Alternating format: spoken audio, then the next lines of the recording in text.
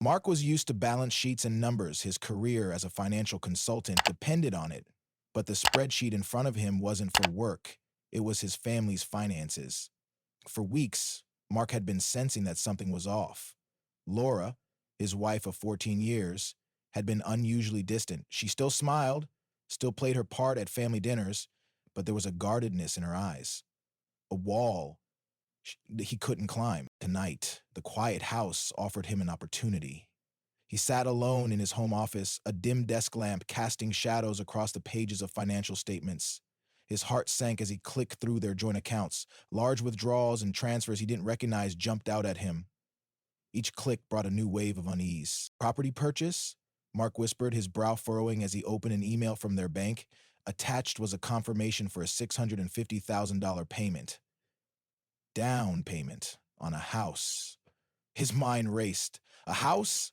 They had discussed no such thing. The address listed on the document was unfamiliar. Mark copied it into a mapping app, his stomach churning as the screen displayed an image of a cozy, upscale home in a nearby neighborhood. He stared at the image, his hands trembling. Laura's name was listed as the sole buyer. Mark leaned back in his chair, the enormity of the discovery settling over him. He needed answers, but he couldn't afford a confrontation without understanding the full picture. His breathing grew shallow as a thought clawed its way into his mind. Was Laura hiding something or someone? The next morning, Mark sat across from a lawyer. He laid the documents on the table, his voice steady, but tinged with steel. "You use our joint savings for this," he explained. "I want to know my options." The lawyer, a sharp-eyed woman named Emma, nodded as she scanned the paperwork. "Your name isn't on the purchase, but the funds came from shared assets. Legally, that gives you leverage. If you want to pursue it, we can file a claim and potentially have the property sold." Mark didn't hesitate. "Do it," he said, his voice cold and firm. Back home, Laura was none the wiser, busying herself with daily errands while Mark set his plan into motion. His calm demeanor belied the storm raging within him. The betrayal had gutted him, but he wasn't the type to lash out blindly. If Laura thought she could deceive him and walk away unscathed, she was sorely mistaken. Mark visited the property later that week. As he stood on the manicured lawn, his jaw tightened. The house wasn't just a purchase, it was a love nest. That much was clear from the details. 2 wine glasses left on the patio, a men's leather jacket draped over a chair. It all clicked into place when Mark found a handwritten note shoved carelessly into the mailbox. "Can't wait to make this place ours. Love, Kevin." Mark's fingers clenched around the note. Betrayal didn't even begin to describe what he felt. His wife hadn't just taken their money, she had taken his trust, his security, and thrown them into another man's arms. But Mark was no stranger to adversity. He had built his life from the ground up, overcoming obstacles with precision and strategy. Laura might have believed she had outsmarted him, but she had underestimated the man she had married. As Mark walked away from the house, the beginnings of a plan took shape in his mind. If Laura wanted to gamble with their life, he'd show her what real stakes looked like. Mark was a man of action. Shock and heartbreak weren't emotions he allowed to paralyze him. As he sat in his car after visiting the property, the hurt coursed through him like a slow-burning fire. But beneath the pain, determination began to harden. He wouldn't let Laura's betrayal define him, nor would he let her and her lover walk away unscathed. The first step was information. Laura thought she could keep secrets, but Mark had always been a step ahead when it came to details. He spent the next evening in his home office, scouring through financial records and digital trails. Each click on the keyboard brought him closer to understanding the full scope of her betrayal. He found receipts for furniture purchased for the new house, listings for lavish dinners at high-end restaurants, and even a trail of text messages synced from their shared phone account. Though the messages were vague, the intimacy was unmistakable. Kevin's name appeared often, accompanied by flirtatious emojis and promises that left Mark's stomach churning. The legal documents Emma had provided earlier were his anchor.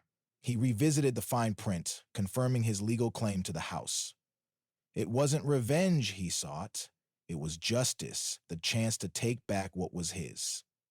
Emma reassured him that as Laura's husband and co-contributor to the funds used for the purchase, he had every right to move forward with selling the property. By the end of the week, Mark had done more than research. He'd hired a real estate agent he trusted, an old college friend named Greg.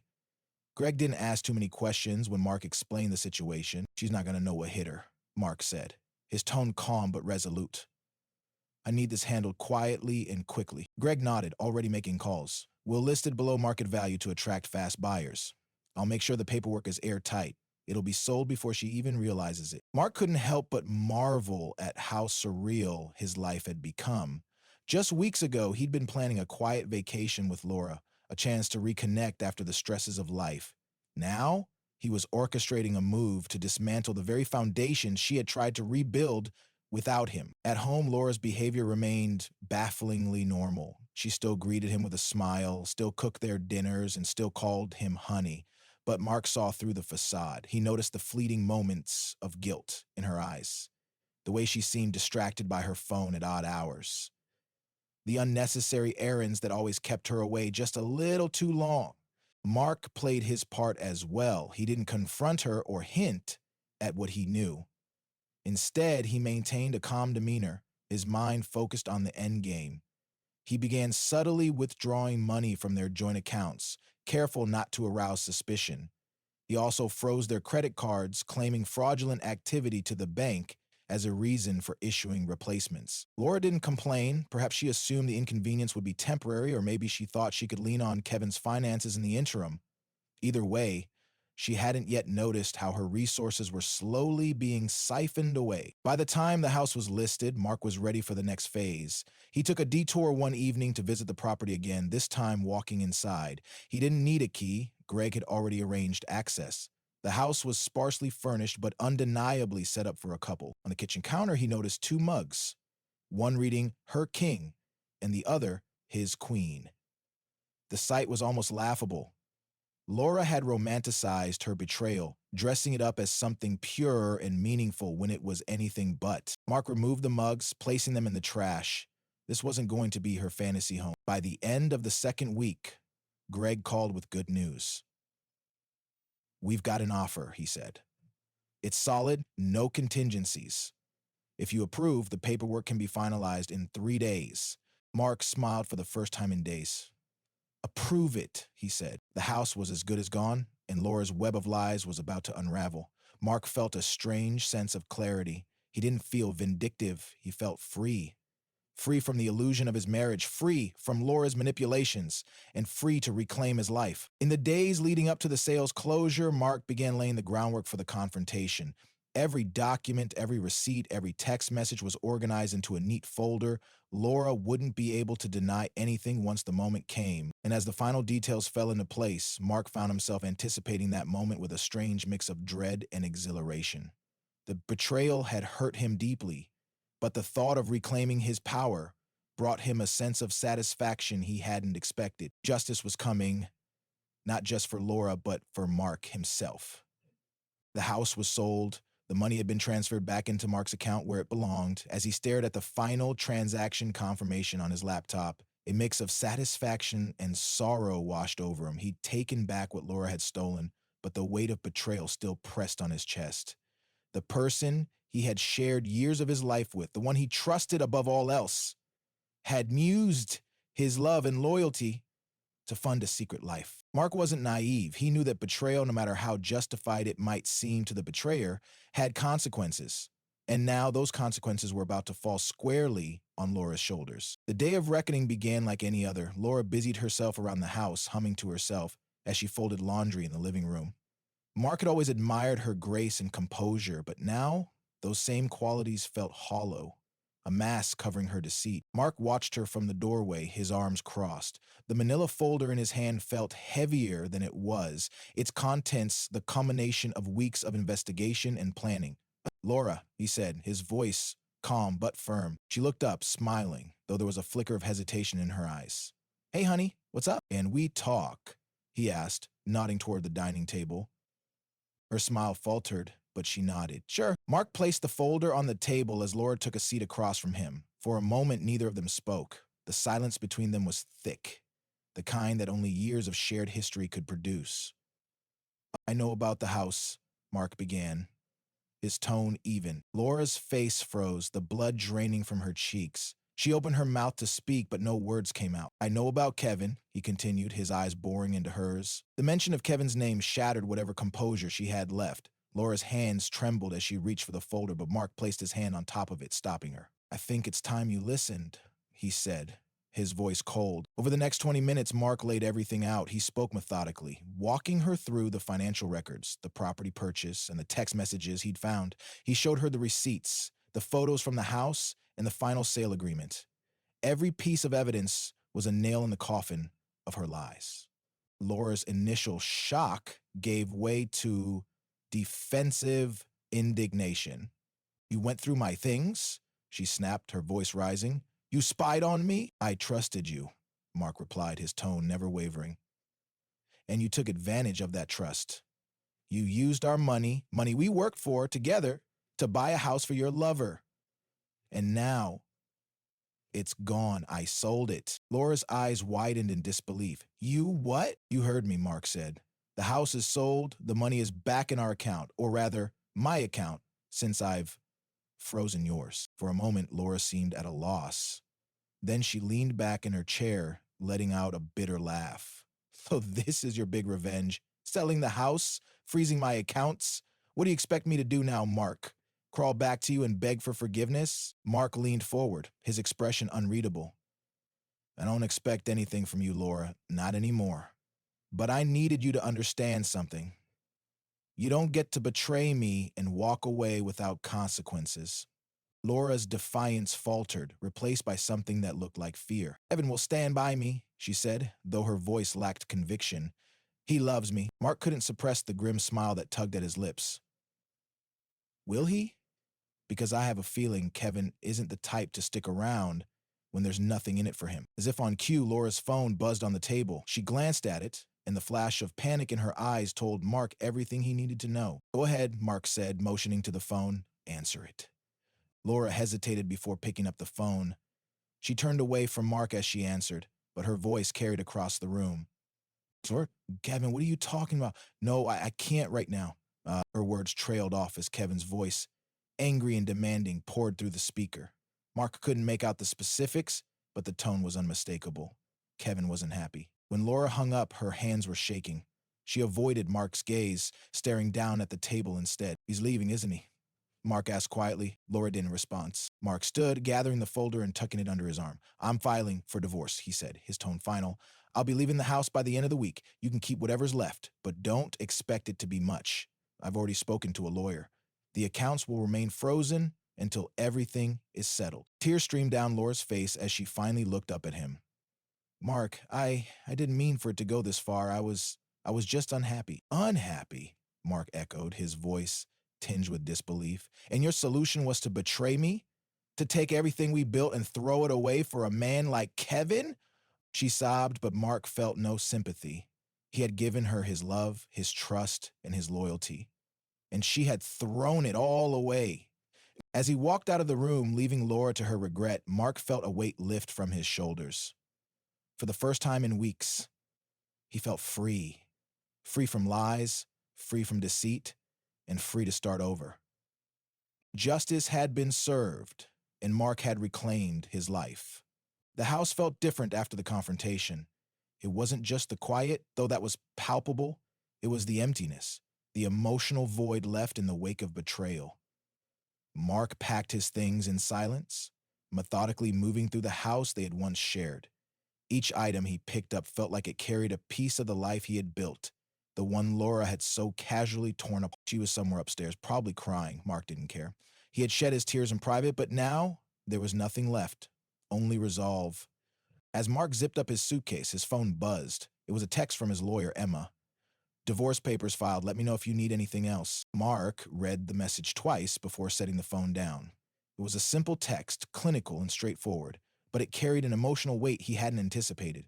This was it. The final chapter of his life with Laura had begun, and he was ready to close the book. Downstairs, Laura emerged from the bedroom. Her eyes were swollen and red, her once perfect composure completely shattered. She stopped in the doorway, watching him pack. You're really leaving? She said, her voice barely above a whisper. Mark didn't look at her. You left first, Laura. The moment you chose him, you left. Her sobs grew louder, but Mark didn't turn around. He wasn't cruel by nature, but he couldn't afford to soften now. He needed to hold on to his resolve, for his own sake. "Where are you going to go?" Laura asked, her voice trembling. Mark hesitated for a moment, then shrugged. "Somewhere you won't be, that's all that matters." Before Laura could respond, there was a knock at the door. Mark froze, his eyes narrowing as he instinctively knew who it was. He opened the door to find Kevin standing there, his confident smirk replaced by a nervous, almost pleading expression. "What do you want?" Mark asked coldly, his tone making it clear that Kevin's presence wasn't welcome. Kevin hesitated, glancing past Mark into the house. "I need to talk to Laura. You've got some nerve," Mark said, his voice low and steady. "After everything you've done, you show up here?" Kevin's jaw tightened, but he didn't rise to the bait. "Look, man, this isn't what I wanted. I didn't mean for things to get so complicated." Mark stepped outside, closing the door behind him. He didn't want Laura to have the satisfaction of overhearing this. "Complicated?" Mark repeated, his voice laced with anger. "You didn't mean for things to get complicated when you started sleeping with my wife, when you helped her spend our savings on a house for the two of you?" Kevin shifted uncomfortably, his bravado quickly unraveling. "She told me the money was hers," he muttered. "I didn't know—" "You knew exactly what you were doing," Mark interrupted. "You saw an opportunity and you took it. But now that the money's gone, you're realizing she's not worth the trouble, aren't you?" Kevin didn't respond, but the guilt in his eyes said everything Mark needed to know. "Go ahead," Mark said, stepping aside and gesturing to the door. "Go tell her it's over. You're good at walking away when things don't go your way, right?" Kevin flinched at the sarcasm in Mark's voice, but didn't move toward the door. Instead, he turned and walked back to his car without another word. Mark watched him drive away, a sense of satisfaction settling over him. Kevin was exactly who he thought he was, a coward who folded under pressure. Back inside, Laura was waiting by the staircase. "Was that him?" she asked, her voice filled with dread. Mark nodded. It was, "What do you say?" "That he's done," Mark replied bluntly. "He's not coming back, Laura. Not for you." She crumpled onto the bottom step, burying her face in her hands. Mark didn't stay to watch her fall apart. He grabbed his suitcase and walked out the door, closing it firmly behind him. The next few weeks were strange but liberating for Mark. He moved into a small but comfortable apartment across town, far enough from the life he was leaving behind, but close enough to maintain some sense of familiarity. These evenings were quiet, often spent reading or going for long walks. At first, the solitude felt oppressive, but gradually it became a comfort. For the first time in years, he didn't have to pretend. Mark also found solace in small victories. He transferred the proceeds from the house sale into a separate account, one Laura couldn't touch. He met with his lawyer regularly, ensuring that every aspect of the divorce was handled swiftly and fairly. Word of the scandal spread quickly through their social circles. Friends and acquaintances reached out, offering condolences and support. Some were shocked, others admitted they had suspected something was wrong. Mark accepted their sympathy but didn't dwell on it. He was more focused on moving forward than looking back. One evening, as Mark sat on his balcony watching the sunset, his phone buzzed with a message. It was from Emma, his lawyer. "Divorce finalized. You're officially free." Mark stared at the screen for a moment, then set the phone aside. He didn't feel the surge of joy he had expected, but there was a quiet relief, a sense that the storm had finally passed. As the sun dipped below the horizon, Mark raised a glass of whiskey to himself. He had lost a lot, but he had gained something invaluable. Freedom. The future was uncertain, but for the first time in a long time, Mark felt ready to face it. The sun rose slowly over the city skyline, its warm light filtering through the blinds of Mark's new apartment. For the first time in months, he felt a semblance of peace. The apartment was modest but tastefully decorated, a sharp contrast to the suburban home he had shared with Laura. It wasn't grand, but it was his, a symbol of his fresh start. Mark sipped his morning coffee, watching the city come alive from his balcony. The hum of traffic below reminded him of the world moving forward, indifferent to his personal battles. He smiled faintly. In a way, that was comforting. The world didn't stop for his pain. It simply carried on, and so would he. His phone buzzed on the counter, a notification from his lawyer. Emma had sent a summary of the finalized divorce agreement. Everything was now official. The accounts were separated, the assets divided, and Laura's hold over his life completely severed. Mark exhaled deeply, his shoulders relaxing, as if a weight he hadn't realized he was carrying had finally lifted. Laura had tried to reach out a few times since he left. Each time her messages oscillated between anger, guilt, and desperation. At first, Mark had been tempted to respond, to hurl his frustration and sorrow back at her, but he decided against it. Silence was his response. A firm declaration that he was done with her manipulations. Kevin, too, had all but vanished. Mutual friends reported that he had fled the city shortly after the confrontation. His bravado had crumbled under the weight of Mark's precision and Laura's unraveling. The poetic justice of their downfall wasn't lost on Mark, but he didn't dwell on it. Revenge had never been his goal. It was about reclaiming control and dignity, not wallowing in someone else's misery. Still, there were lingering scars. The betrayal had cut deep, and Mark knew it would take time to heal fully. Trust wouldn't come easily in future relationships, but he wasn't in a rush. He had more important things to focus on. Himself. Mark threw himself into his work with renewed energy. Numbers and strategies had always been his refuge, and now they served as a grounding force. His clients noticed the change. He was sharper, more focused, and even more confident. The irony wasn't lost on him. Losing Laura had made him a better version of himself. In the evenings, Mark explored hobbies he had neglected for years. He picked up photography, capturing the city's vibrancy through his lens.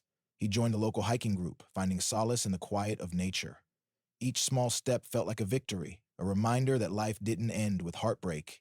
It could begin anew. One Saturday afternoon, Mark attended an art exhibit at a local gallery. It wasn't something he would have done before, but now he was open to new experiences. As he wandered through the halls, he struck up a conversation with a woman admiring the same painting. Her name was Lily, a landscape architect with a warm smile and an infectious laugh. Their conversation flowed effortlessly, and for the first time in years, Mark felt a spark. It wasn't the desperate need for validation he'd once felt with Laura. It was something quieter, steadier. They exchanged numbers before parting ways, and Mark walked out of the gallery with a lighter heart. The next few weeks were a blur of progress and healing. Mark decorated his apartment, filling it with items that reflected his personality rather than the compromises of a shared life. He reconnected with old friends, rekindling relationships that had faded during his marriage. One evening, he received a text from Lily. "How about dinner this Friday? My treat." Mark hesitated for a moment, then smiled as he typed back a simple response. "I'd love to." The date was a quiet success. Lily wasn't just kind and intelligent, she was also refreshingly honest. Over dinner, she shared stories of her own struggles and triumphs, and Mark found himself opening up in ways he hadn't expected. As he walked her to her car, Lily turned to him with a curious look. "You know," she said, "you seem like someone who's been through a lot, but you don't carry it like a burden." Mark paused, considering her words. "I guess I've learned that some things are worth letting go of," he replied. Lily smiled. That's rare. I hope you keep doing that." As she drove away, Mark stood there for a moment, the evening air cool against his skin. He didn't know where things with Lily might lead, but for the first time in a long while, he was okay with not knowing. Back in his apartment, Mark poured himself a glass of wine and stood by the window, watching the city lights twinkle. His journey hadn't been easy, but he had made it through. Betrayal had tested him, but it hadn't broken him. And now, as he looked ahead, he saw not the wreckage of the past, but the promise of a future, one he would shape on his own terms.